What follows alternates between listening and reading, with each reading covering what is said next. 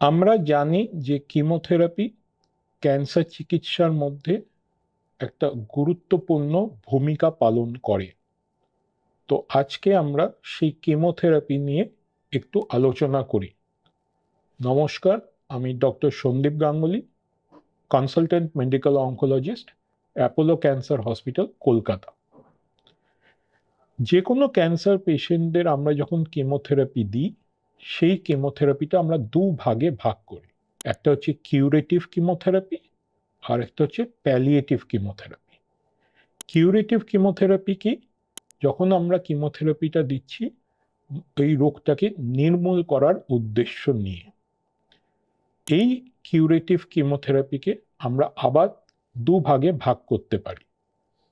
অনেক সময় আমরা যখন এই কিমোথেরাপিটা সার্জারি বা রেডিয়েশনে আগে যখন দিই, তো সেটাকে বলা হয় নিও অ্যাডজুভেন্ট কিমোথেরাপি।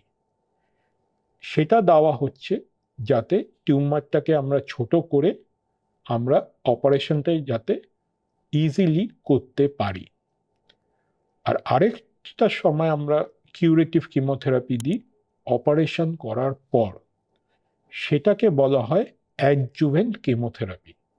এটা নর্মালি আমরা অপারেশনে 6 থেকে 8 সপ্তাহের মধ্যে শুরু করি। কারণ যদিও আমরা প্রাইমারি টিউমারটা সরিয়ে দিয়েছি, কিন্তু মাইক্রোস্কোপিক ক্যান্সার সেলস রক্ত সঞ্চালনের রাস্তায় থাকতে পারে, এবং সেই ক্যান্সার সেলসগুলোকে যাতে আমরা ধ্বংস করতে পারি তার জন্য যে কিমোথেরাপিটাকে দিই সেটাকে বলা হয় অ্যাডজুভেন্ট কিমোথেরাপি। এটা দিলে ভবিষ্যতে রোগ ফেরত আসার সম্ভাবনা অনেক মাত্রায় কমে যায়। কিন্তু অনেক সময় আমরা পেশেন্টদের দেখি যে যাদের রোগ দুর্ভাগ্যবশত অন্যান্য জায়গায় ছড়িয়ে আছে, তাদেরকে আমরা বলি স্টেজ 4 বা অ্যাডভান্স স্টেজ ক্যান্সার পেশেন্ট। তাদেরকে যে কিমোথেরাপিটা দিচ্ছি সেটাকে বলা হয় প্যালিয়েটিভ কিমোথেরাপি। কারণ আমরা তাদের রোগকে ফুললি নির্মূল করতে পারি না, কারণ সব জায়গা আমরা অপারেশন করে সরিয়ে দিতে পারি না। তাদেরকে আমরা কিমোথেরাপি দিচ্ছি যাতে আমরা রোগটাকে একটা জায়গায় আটকে রাখতে পারি। এবং আজকের দিনে দাঁড়িয়ে উন্নত মানের চিকিৎসা ব্যবস্থার জন্য আমরা স্টেজ 4 অ্যাডভান্স পেশেন্টদের অনেক দিন বেশি সুস্থ রাখতে পারি, যাতে তারা সাধারণ জীবনযাত্রা যেন করতে পারে। তো এই কিমোথেরাপি নিয়ে লোকেরা ভাবে যে এই জিনিসটা কি? কিমোথেরাপি হচ্ছে এক ধরনের ওষুধ যেগুলো আমাদের ফাস্ট ডিভাইডিং সেলসগুলোকে ধ্বংস করে।